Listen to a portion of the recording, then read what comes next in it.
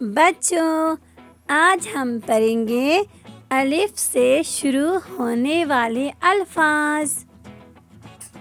अलिफ से आता है अंडा। अंडे को इंग्लिश में कहते हैं एग।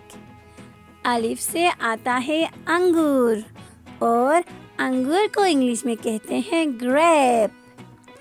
अलिफ से आता है अनार और अनार को इंग्लिश में कहते हैं पोमीग्रेनेट। अलिफ से आता है ऊंट। ऊंट को इंग्लिश में कहते हैं कैमल। और अलिफ से आता है अनानास और अनानास को इंग्लिश में कहते हैं पाइनएप्पल। अल्लाह हाफिज बच्चों।